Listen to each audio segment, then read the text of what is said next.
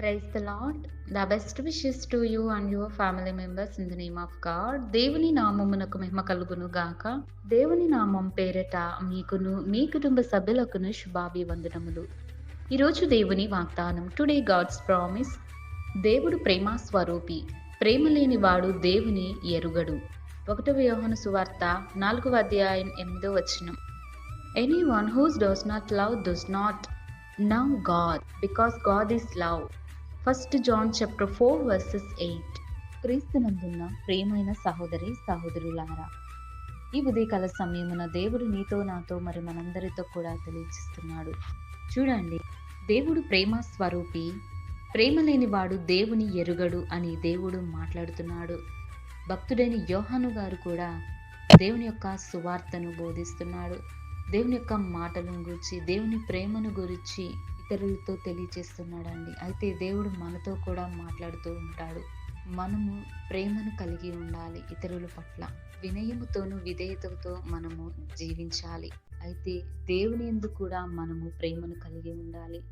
దేవుని యొక్క ప్రేమను మనము రుచి చూచిన వ్యక్తులంగా కూడా ఉండాలి, మారాలి కూడా.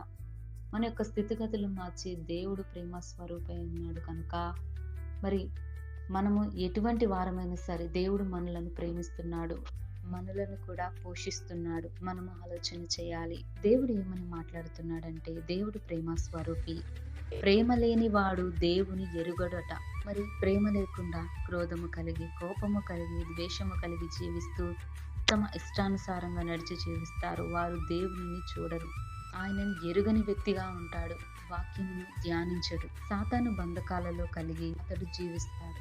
అందుకే దేవుడు అంటున్నాడు, ప్రేమ లేని వాడు దేవుని ఎరుగడు అని వాక్యం సెలవిస్తుంది. కనుక ప్రతి ఒక్కరూ కూడా దేవుని యొక్క ప్రేమను తెలుసుకోనండి.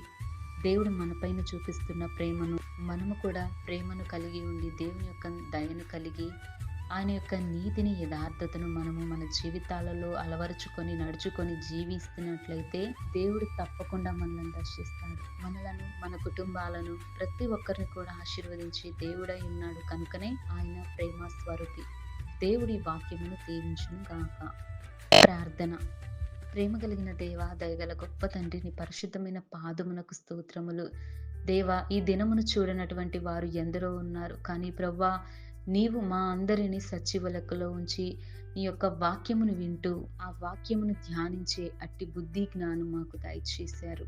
మమ్మల్ని అందరినీ ఆశీర్వదించారు. ప్రవ్వా, నీవు ప్రేమ స్వరూపివి.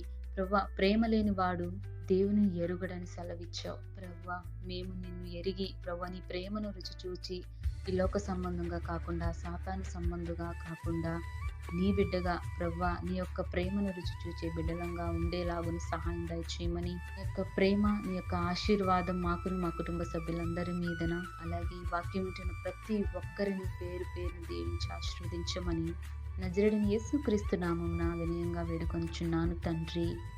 ఆమేన్.